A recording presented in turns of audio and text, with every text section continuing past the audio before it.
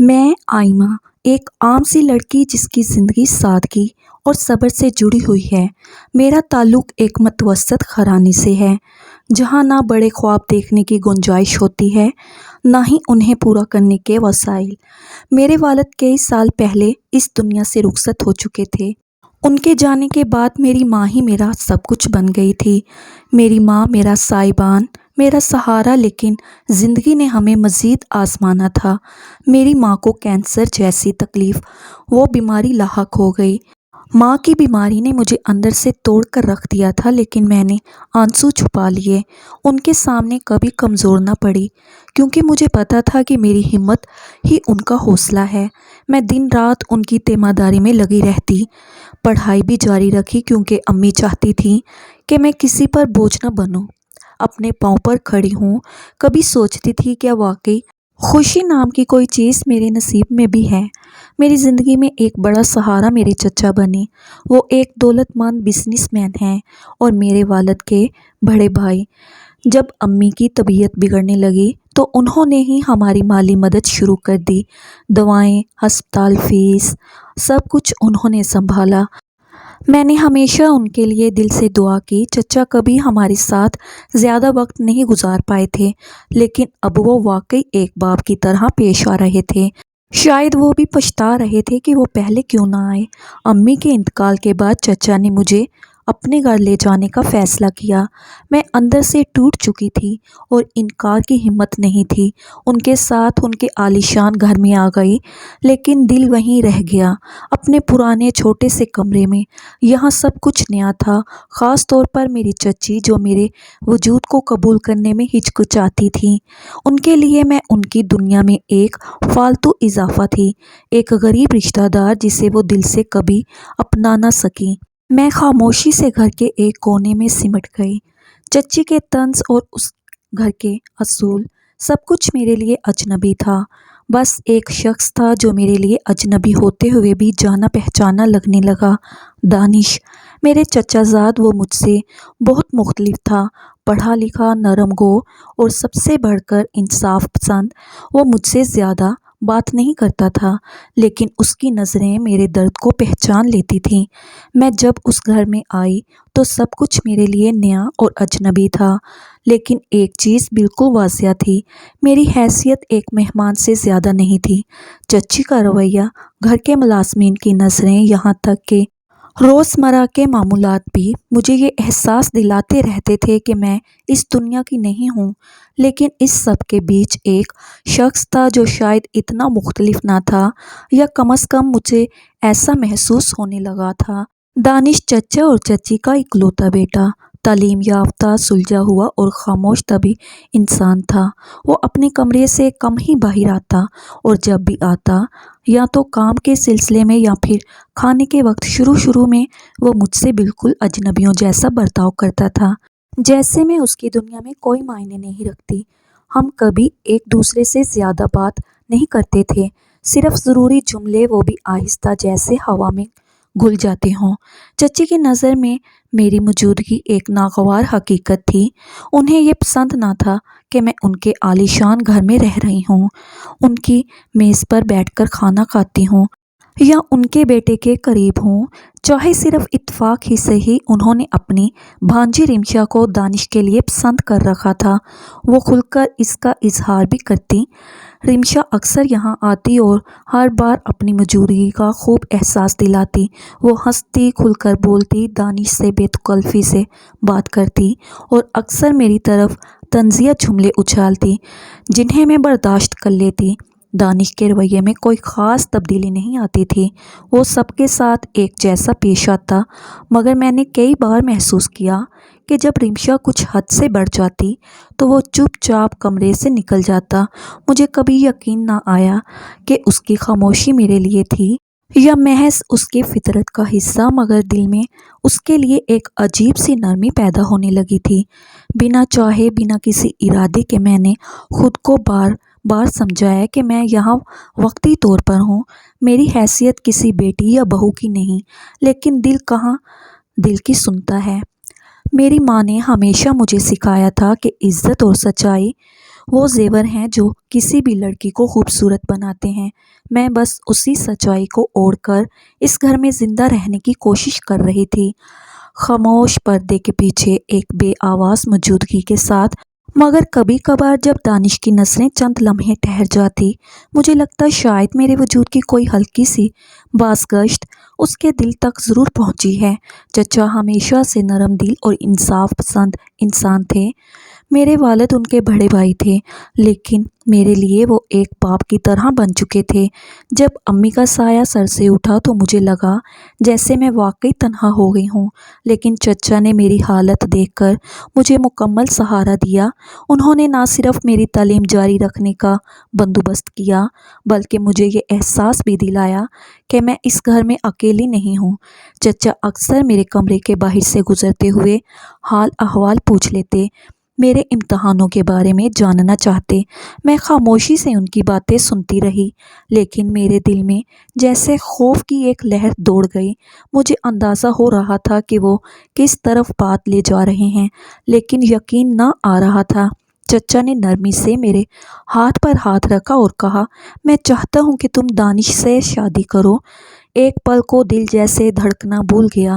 میں نے نظریں جھکا لیں، دل میں ہلچل مچ گئی۔ دانش، جس کے لیے میرے دل میں ایک احترام تھا، لیکن جس سے میں نے کبھی کوئی امید وابستہ نہیں کی تھی، وہ اب میرا شریک حیات بننے جا رہا تھا۔ میری خاموشی کو چچا نے رضامندی سمجھا، یا شاید وہ میرے چہرے سے سب کچھ پڑھ چکے تھے۔ لیکن یہ خبر جیسے ہی چچی تک پہنچی تو جیسے وہ جل اٹھیں۔ پورے گھر میں ان کے غصے کی گونج سنائی دی۔ کیا مطلب ہے آپ کا؟ ہماری بہو ایک غریب رشتہ دار لڑکی ہوگی؟ ان کی آواز بلند اور تلخ تھی۔ میں نے اپنی بھانجی رمشا کو ہمیشہ اس گھر کی بہو کے طور پر دیکھا ہے، اور اب آپ نے اچانک سے فیصلہ کر لیا کہ آئمہ اور دانش کی شادی کرنی ہے؟ چچا نے پورے سکون سے جواب دیا، یہ میرے بیٹے کی زندگی کا فیصلہ ہے اور میں صرف اس کے لیے بہترین چاہتا ہوں۔ آئمہ میرے بھائی کی بیٹی ہے، اس میں وہ تمام خوبیاں ہیں جو ایک اچھی بیوی اور بہو میں ہونی چاہیے۔ دولت، حسب، نسب سب ایک طرف، کردار سب سے اہم ہے۔ چچی کا چہرہ زرد ہو گیا۔ وہ جانتی تھی کہ چچا کے فیصلے کو چیلنج کرنا آسان نہیں، لیکن انہوں نے ہار نہیں مانی۔ اندر ہی اندر وہ رمشا کو لے کر سازشیں کرنے لگیں۔ ان کے دل میں میرے لیے نفرت مزید گہری ہو گئی۔ انہوں نے مجھے گھر کے ماحول سے کاٹنے کی کوشش شروع کر دی، چھوٹی چھوٹی باتوں پر تانا دینا، کام میں خامیاں نکالنا اور ملازموں کے سامنے میری عزت گھٹانا ان کا معمول بن گیا۔ رمشا بھی جیسے اس رشتے کی خبر سن کر آگ بگولا ہو گئی تھی۔ وہ پہلے ہی مجھے ناپسند کرتی تھی، اب وہ اپنی شکست محسوس کر رہی تھی۔ وہ جانتی تھی کہ اگر یہ رشتہ پکا ہو گیا تو دانش ہمیشہ کے لیے آئمہ کا ہو جائے گا اور اس کے تمام خواب خاک ہو جائیں گے۔ چچی کے چہرے پر زبردستی کی مسکراہٹ اب بھی مجھے یاد ہے، جس دن چچا نے سب کے سامنے میرے اور دانش کے رشتے کا اعلان کیا۔ ان کے چہرے پہ خوشی کی بجائے ایک شکست خوردہ سکوت تھا۔ وہ زبان سے تو کچھ نہ بولیں، لیکن ان کی نظریں کہہ رہی تھیں کہ وہ یہ رشتہ کبھی دل سے تسلیم نہیں کریں گی۔ انہوں نے سر ہلا کر خاموشی سے رشتہ قبول کر لیا، مگر ان کی خاموشی کے پیچھے ایک خاموش طوفان چھپا تھا۔ اب وہ ہر بات میں مجھے احساس دلاتی کہ میں اس گھر کی اصل بہو نہیں ہوں۔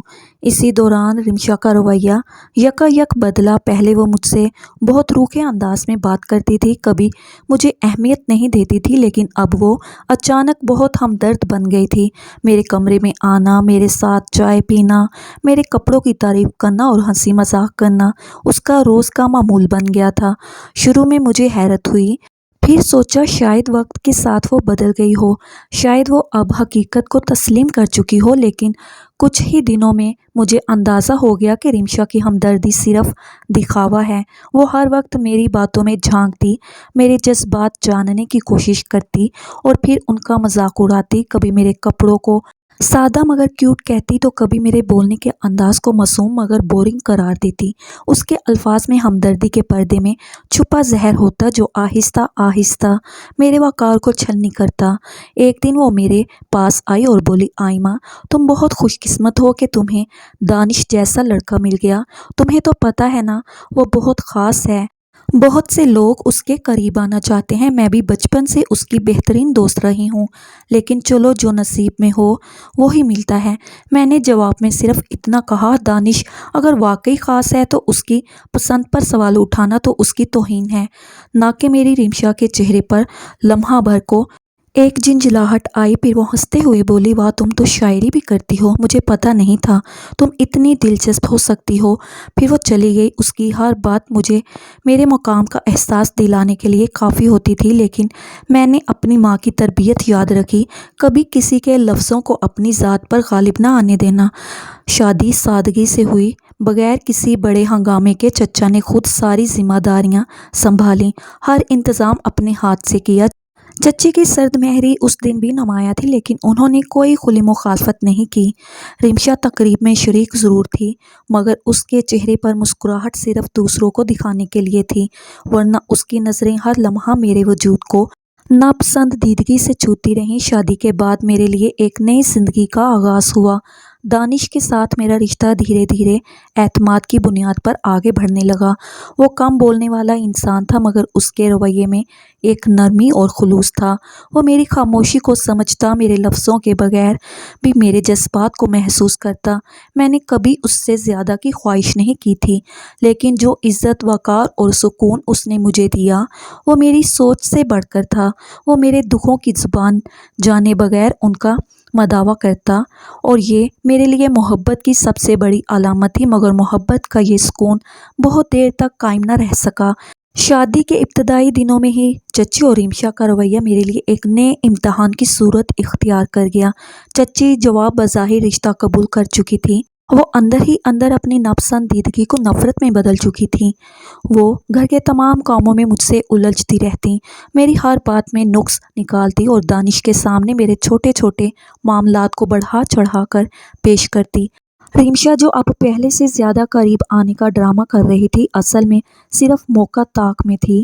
وہ میری موجودگی کو ایک چیلنج سمجھتی تھی۔ دانش نے کبھی رمشا کی باتوں کو بڑھاوا نہیں دیا تھا، مگر اس نے کھل کر کبھی روک ٹوک بھی نہیں کی۔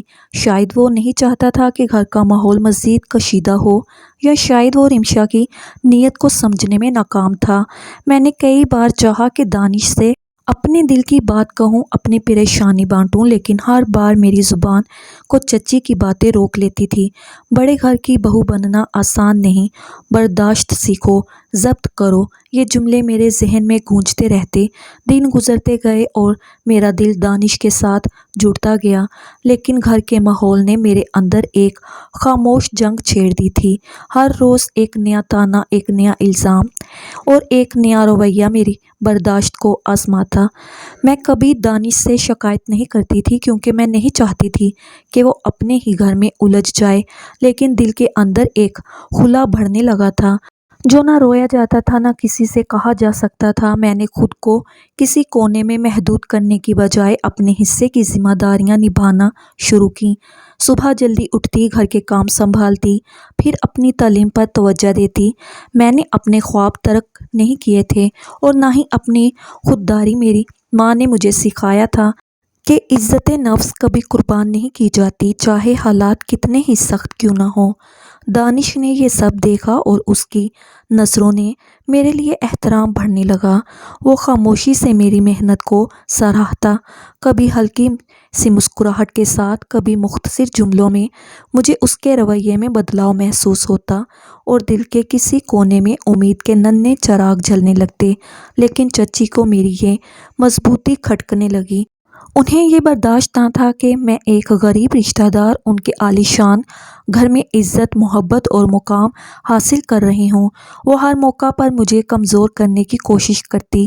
رمشا کے دل میں حسد اب زہر کی شکل اختیار کر چکا تھا۔ اس نے آہستہ آہستہ دانش کے کان بھرنے شروع کیے۔ رمشا اپنی باتوں کو نرم لہجے اور ہمدردی کے رنگ میں لپیٹ کر پیش کرتی، جیسے وہ صرف دانش کا بھلا چاہتی ہو۔ رمشا کی باتوں کا انداز بدل گیا تھا، اب وہ براہ راست مجھ پر الزام لگانے لگی تھی، اور سب سے تکلیف دہ بات یہ تھی کہ وہ یہ سب دانش کے سامنے کرتی۔ اس کے الفاظ میرے دل میں تیر کی طرح پیوست ہوتے۔ دانش نے اس کی طرف دیکھا، لیکن چپ رہا۔ اس کی خاموشی میں شاید بیزاری تھی، شاید لا تعلقی۔ اس نے صرف اتنا کہا، بس رمشا، تم حد سے بڑھ رہی ہو۔ کچھ دنوں سے گھر کا ماحول عجیب حد تک پرسکون تھا۔ چچی اور رمشا کی خاموشی مجھے کچھ حد تک حیران کر رہی تھی، مگر میں نے سوچا شاید وہ اب مان چکے ہیں کہ میں اب اس گھر کا حصہ ہوں، لیکن مجھے معلوم نہیں تھا کہ طوفان ہمیشہ خاموشی سے پہلے آتا ہے۔ اس شام دانش خاموشی سے کمرے میں داخل ہوا۔ اس کے ہاتھ میں موبائل تھا، چہرے پر وہ نرمی نہیں تھی جو میں اکثر دیکھتی تھی۔ وہ میرے قریب آیا اور بغیر کچھ کہے فون میری طرف بڑھا دیا۔ میں نے اسکرین پر نظر ڈالی اور دل جیسے ایک لمحے کو دھڑکنا بھول گیا۔ ٹویٹر پر کسی اجنبی لڑکے کا اکاؤنٹ تھا۔ نام مجھے بالکل نیا لگا۔ کچھ رشتے ایسے ہوتے ہیں جو چھپ کر بھی دل کے قریب ہوتے ہیں، کچھ تعلق بس ایک خاموش وعدہ ہوتے ہیں۔ تم آج بھی وہی ہو آئمہ؟ نیچے کچھ پرانی تصاویر تھی، جن میں ایک تصویر میری یونیورسٹی کی تھی جب میں ایک تقریب میں شریک تھی اور اس بھیڑ میں وہ لڑکا میرے قریب کھڑا تھا۔ ایک اور تصویر شاید کسی سوشل میڈیا سے نکالی گئی تھی جو ہمیں کینٹین کے باہر بیٹھی ہوئی تھی اور اس کا سایہ سامنے بینچ پر پڑ رہا تھا۔ میں ساکت ہو گئی، میری زبان بند تھی اور دانش کی آنکھوں میں ایک ایسی خاموشی تھی جو اعتماد کے ٹوٹنے سے پیدا ہوتی ہے۔ کون ہے یہ؟ اس نے نرم مگر گہرے لہجے میں پوچھا۔ میں نے لب کھولے مگر کچھ بول نہ سکی۔ میں واقعی اس لڑکے کو جانتی تھی، ارسلان، میرے کلاس فیلو جو ہمیشہ شاعری کیا کرتا تھا، خاموش سا اور اکثر نظریں چرا کر بات کرتا۔ ہم نے کبھی ذاتی بات نہیں کی، نہ کبھی کوئی تعلق تھا، مگر اس کی یک طرفہ پسندیدگی کے بارے میں مجھے کچھ اندازہ ضرور تھا۔ میں نے ہمیشہ فاصلہ رکھا، اپنی حد میں رہی، لیکن وہ میری ساکت زندگی میں زہر بن کر واپس آیا تھا۔ دانش، میرا اس سے کوئی تعلق نہیں، کبھی نہیں تھا، یہ سب جھوٹ ہے۔ میری آواز کانپ رہی تھی لیکن سچ میں وزن تھا۔ دانش نے کچھ نہیں کہا اور موبائل واپس لیا اور آہستہ سے کمرے سے باہر چلا گیا۔ میں دروازے کو تکتے ہوئے اندر ہی اندر ٹوٹنے لگی۔ مجھے احساس ہو چکا تھا کہ یہ اتفاق نہیں تھا، یہ رمشا کا وار تھا۔ اب وہ صرف میرے کردار پر انگلی نہیں اٹھا رہی تھی بلکہ میرے رشتے کی بنیادیں ہلانے پر اتر آئی تھی۔ میں نے دانش کی آنکھوں میں وہ الجھن دیکھی تھی جس سے میں برسوں بچتی رہی تھی، ایک ایسا سوال جو سچائی کو کمزور نہیں کرتا مگر دل میں شک کا بیج ضرور بو دیتا ہے۔ اس رات جب وہ بغیر کچھ کہے کمرے سے نکلا، میری روح جیسے بے آواز رو دی تھی۔ میں جانتی تھی کہ میرے لبوں پر سچ تھا، میری آنکھوں میں سچ اور میرے کردار میں کوئی داغ نہیں، مگر دنیا میں سچ کو ثابت کرنے کے لیے کبھی کبھی خاموشی کافی نہیں ہوتی۔ میں نے بولنے کی کوشش نہیں کی، نہ صفائی دینے کی وضاحت، شاید اس لیے نہیں کہ مجھے خود پر بھروسہ نہیں تھا، بلکہ اس لیے کہ مجھے یقین تھا وقت خود بولے گا اور جھوٹ اپنی موت مرے گا۔ میری ماں نے سکھایا تھا کہ جس سچ کو چیخنا پڑے وہ سچ کمزور ہوتا ہے، اس لیے میں خاموش رہی، جیسے ہمیشہ رہتی تھی، اپنے یقین، اپنی عزت نفس کے ساتھ۔ دانش اگلے دن بھی مجھ سے نہیں بولا۔ وہ کھانے کی میز پر آیا، چپ چاپ بیٹھا اور بنا میری طرف دیکھے واپس چلا گیا۔ چچی اور رمشا کی آنکھوں میں ایک چمک تھی، جیسے ان کی سازش کامیاب ہو چکی ہو۔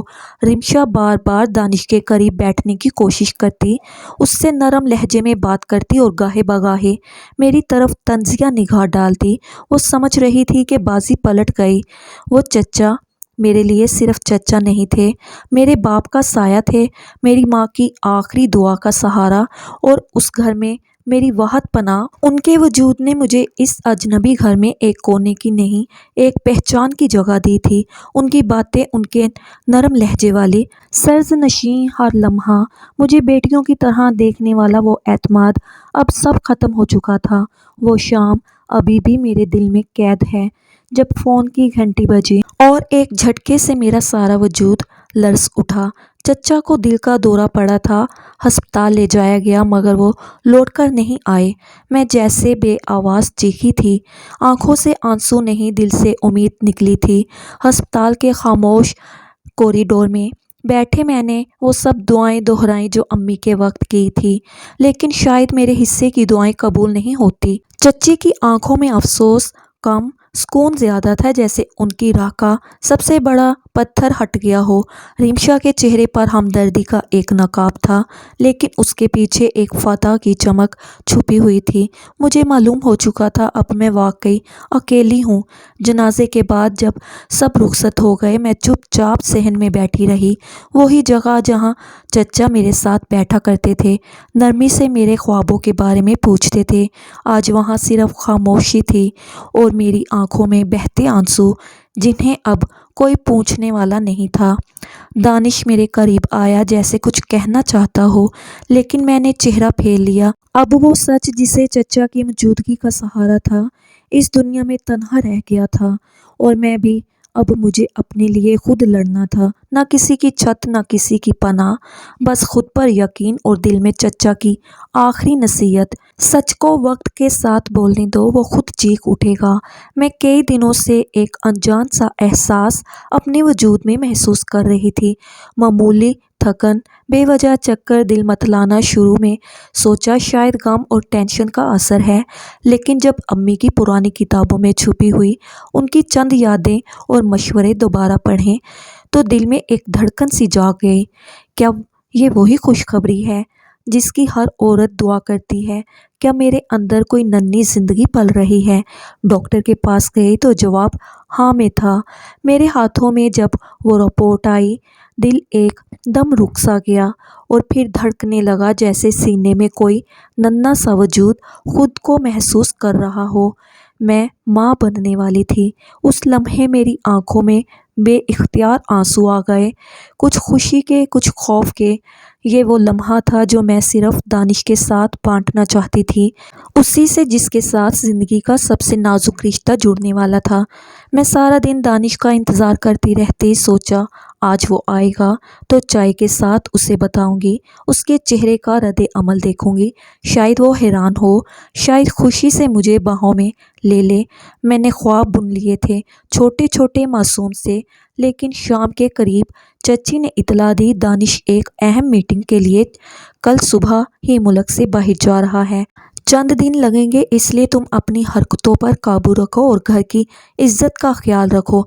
मेरे हाथों से जैसे खुशी की वो कागजी खबर फिसल कर ज़मीन पर गिर गई। मैं उससे कुछ कहना चाहती थी, रुक जा, सिर्फ एक लम्हा, एक बात सुन ले, लेकिन उसने मेरी तरफ देखे बगैर अपना बैग उठाया और चला गया।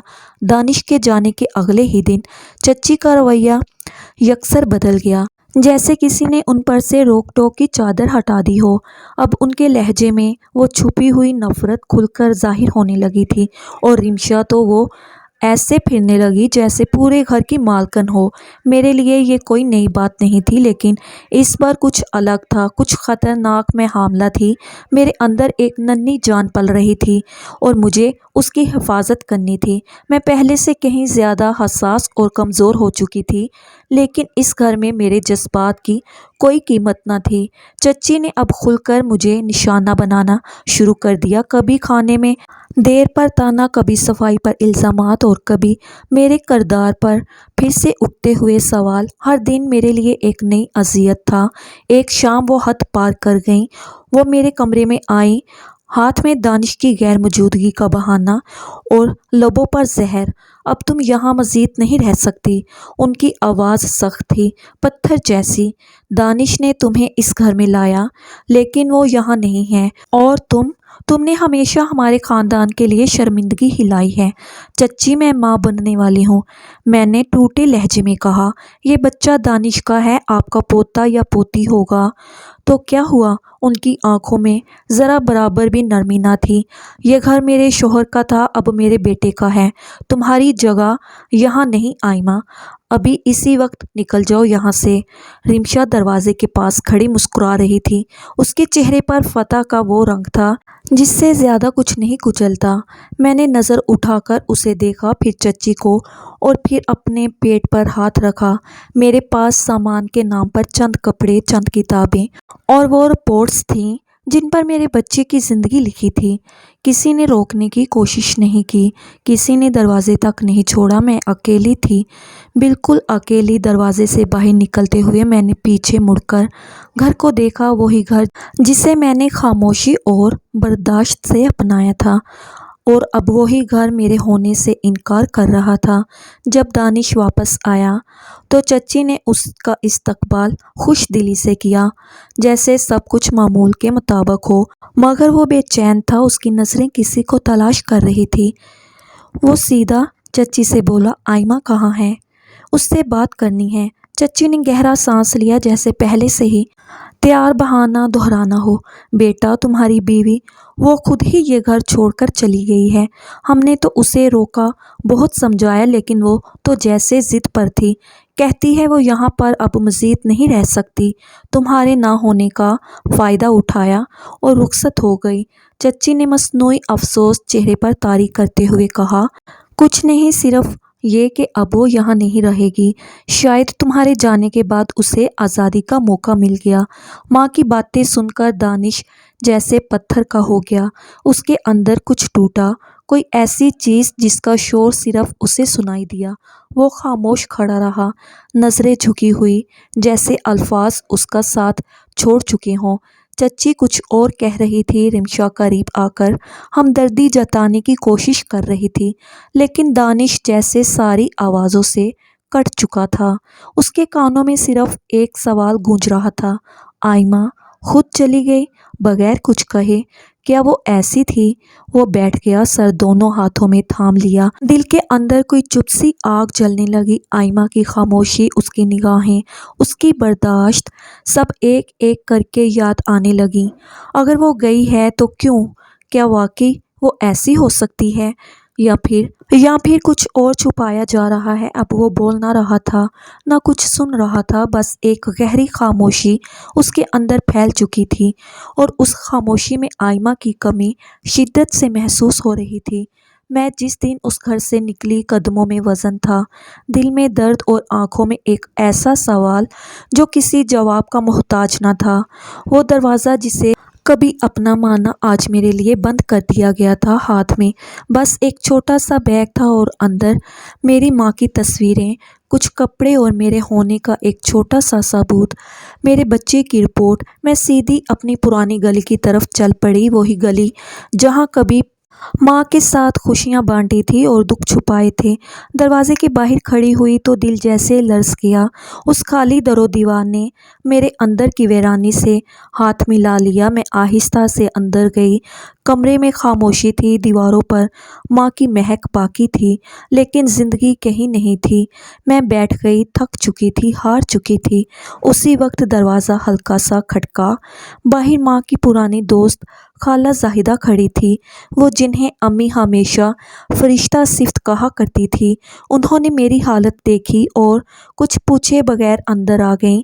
بس ایک نظر میری آنکھوں میں دیکھا اور بولی، بیٹا، جب دنیا دروازہ بند کرتی ہے، اللہ تعالیٰ کوئی اور در کھول دیتا ہے۔ تم اکیلی نہیں ہو۔ میں ان کے سینے سے لگ کر پھوٹ پھوٹ کر رو دی۔ برسوں کا بوجھ جیسے الفاظ بن کر بہنے لگا۔ بی بی زاہدہ نے میرے سر پر ہاتھ پھیرا، مجھے سنبھالا، میرے لیے کھانا بنایا اور میرے اندر کے خوف کو پگھلانا شروع کیا۔ انہوں نے میرے لیے ہمت کا وہ سہارا بننا شروع کیا جو کبھی میری ماں ہوا کرتی تھی۔ بولی، ماں بننے والی لڑکی کمزور نہیں ہوتی بیٹی، وہ تو ایک نئی زندگی کی بنیاد رکھتی ہے۔ اب تمہاری ہمت، تمہارا ایمان تمہارا سہارا بنے گا۔ میں نے ان کی گود میں سر رکھ کر دل ہی دل میں شکر ادا کیا۔ خالہ زاہدہ کے سہارے نے میرے اندر جو امید کا دیا روشن کیا تھا، وہ آہستہ آہستہ روشنی دینے لگا۔ ان کی دعاؤں اور حوصلہ افزائی نے مجھے زندگی کی طرف واپس دھکیلا۔ میں نے فیصلہ کر لیا تھا کہ اب اپنے لیے جینا ہے، اور اس ننھی جان کے لیے جو میرے وجود کا حصہ بن چکی تھی۔ کچھ ہی دنوں میں میں نے قریبی اسکول میں نوکری کے لیے درخواست دی۔ میری تعلیم ادھوری نہ تھی، اور میری ماں کی تربیت مجھے اتنا مضبوط کر چکی تھی کہ میں کسی کے سامنے جھکنے کی بجائے اپنے پاؤں پر کھڑا ہونا چاہتی تھی۔ انٹرویو کے دن میں بے حد نروس تھی، لیکن جیسے ہی بچوں کے سامنے کھڑی ہوئی، ایک عجیب سا اعتماد میرے اندر اتر آیا۔ مجھے اب صرف ایک ماں نہیں، ایک مثال بھی بننا ہے۔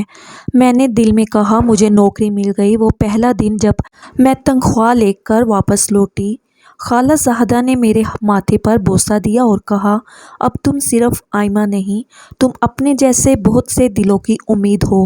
چند مہینے بعد وہ دن بھی آیا جس کا تصور کرتے میری آنکھوں میں نمی آ جاتی تھی۔ میں نے ایک خوبصورت صحت مند بیٹی کو جنم دیا۔ اس کے رونے کی آواز نے جیسے میرے سارے زخم بھر دیے۔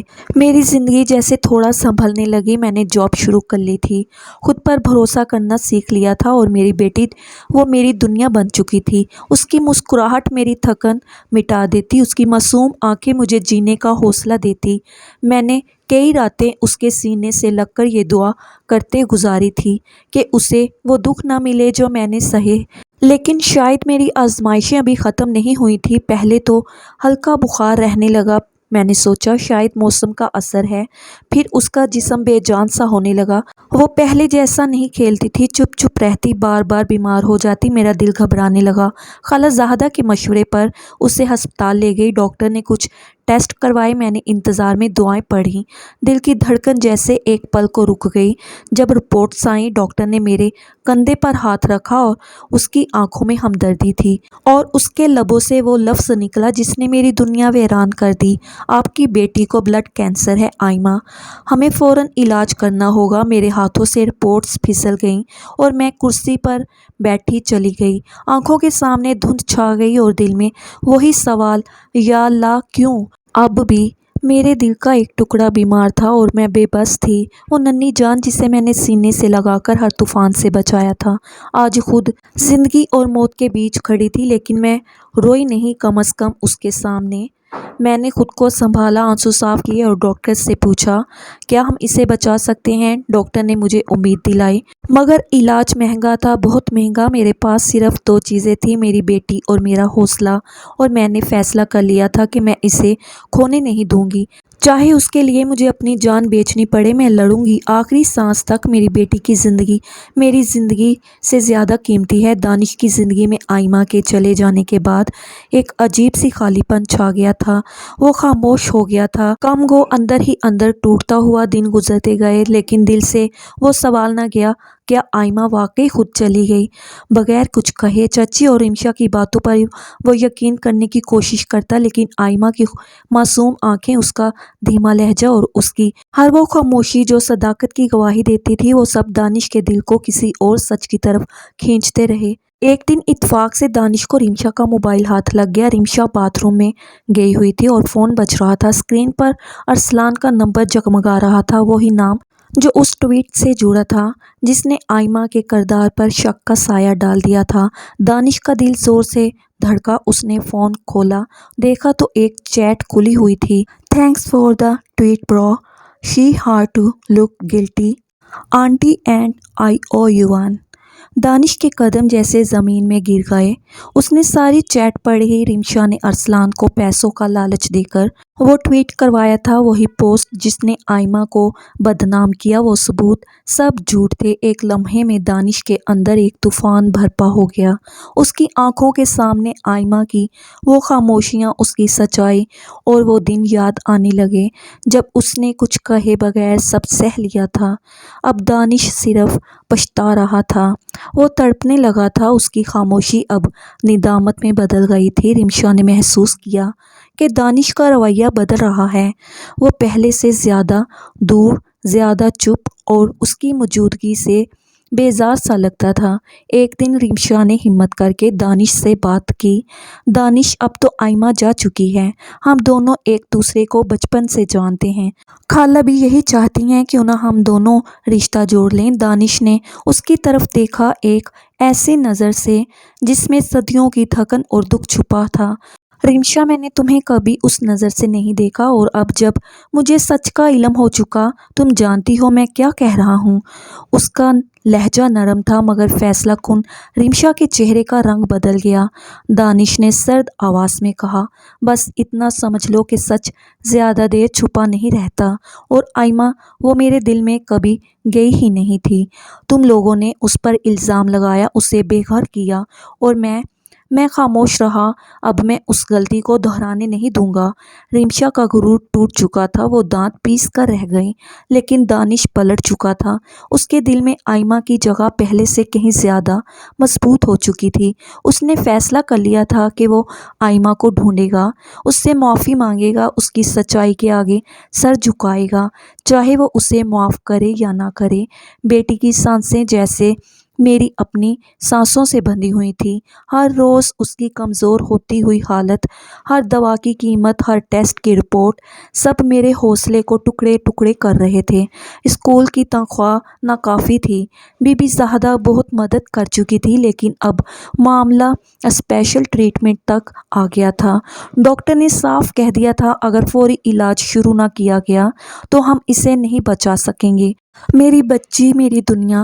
میں ساری رات جاگتی رہی۔ دل نے کئی بار کہا کہ کسی سے مدد مانگو، لیکن خودداری بار بار روک لیتی۔ پھر اچانک ایک ہی خیال بار بار دل میں آنے لگا، دانش، وہی دانش جو میرا شوہر تھا، میری بیٹی کا باپ، اور میرے سچ کو سمجھنے میں دیر کر بیٹھا تھا۔ اگلے دن رپورٹس سنبھال کر میں اس کے دفتر پہنچی۔ دروازے پر کھڑی تھی، ہاتھ کانپ رہے تھے، دل ڈوب رہا تھا۔ 10 بار سوچا واپس پلٹ جاؤں، لیکن بیٹی کی تصویر آنکھوں کے سامنے آ گئی، نلکیوں سے جڑی ہوئی وہ معصوم چہرہ جو جینے کی جنگ لڑ رہا تھا۔ میں نے دروازے پر ہلکا سا دستک دی، اندر سے آواز آئی۔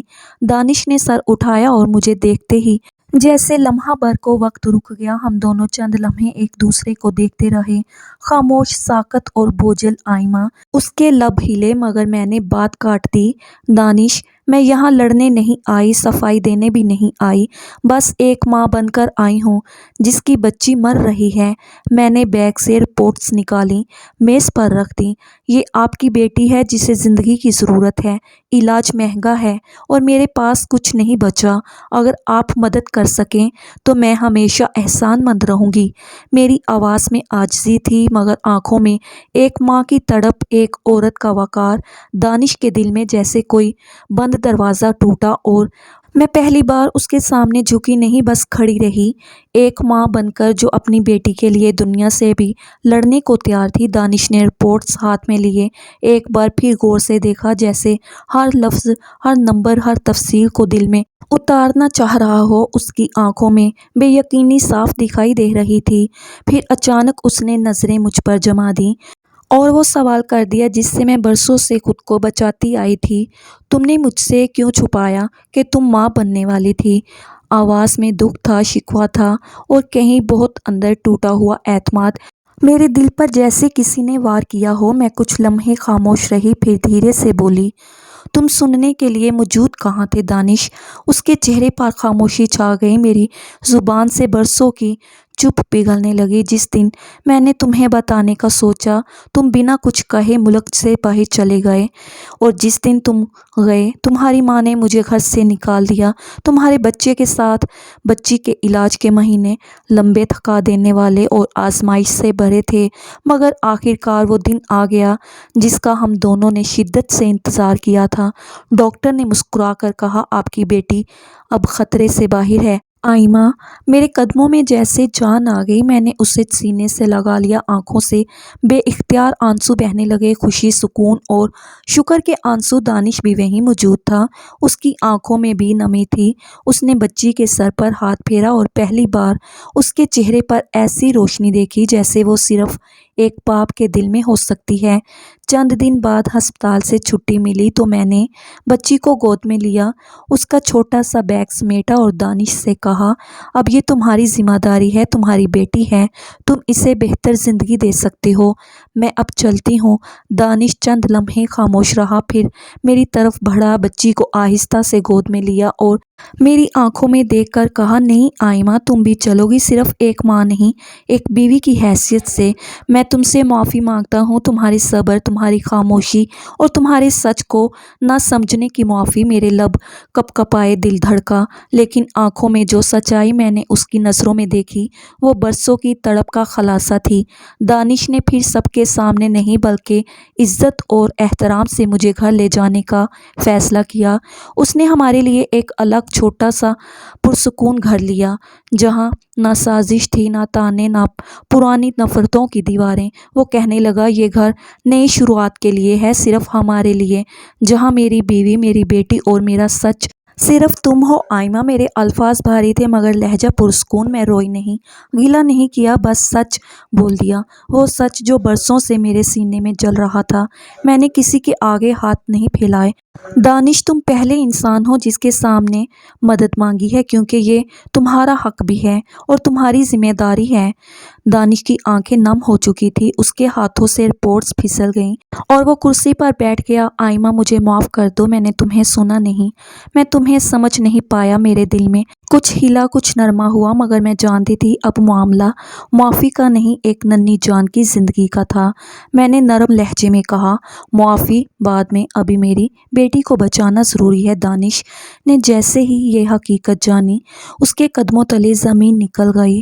اپنی بیٹی کو اس حال میں دیکھ کر وہ ٹوٹ گیا، مگر پھر ایک لمحے میں خود کو سنبھالا۔ اس نے ایک لمحہ ضائع کیے بغیر شہر کے بہترین کینسر ہسپتال سے رابطہ کیا اور آئمہ کی دی ہوئی رپورٹس لے کر اسپیشلسٹ کے پاس پہنچا۔ چند ہی دنوں میں بچی کا مکمل چیک اپ ہوا، ٹریٹمنٹ پلان بنا اور علاج کا آغاز کر دیا گیا۔ ہسپتال کا عملہ تجربہ کار تھا، سہولیات جدید، اور سب سے بڑھ کر اب بچی کے پاس وہ باپ تھا جو ہر لمحہ اس کے ساتھ کھڑا تھا۔ دانش نے دفتر سے چھٹیاں لیں اور ہسپتال میں بیٹی کے پاس رہنا شروع کر دیا۔ آئمہ حیران تھی، خاموش، لیکن اس کے دل میں ایک ماں کی ممتا، ایک عورت کی چپ اور ایک بیوی کی گہری سچائی ہلکی ہلکی پگھلنے لگی تھی۔ دانش ہر دوا، ہر ٹیسٹ، ہر مشورے میں خود شامل ہوتا۔ وہ صرف مالی سہارا نہیں بن رہا تھا، بلکہ پہلی بار ایک باپ بن کر جی رہا تھا۔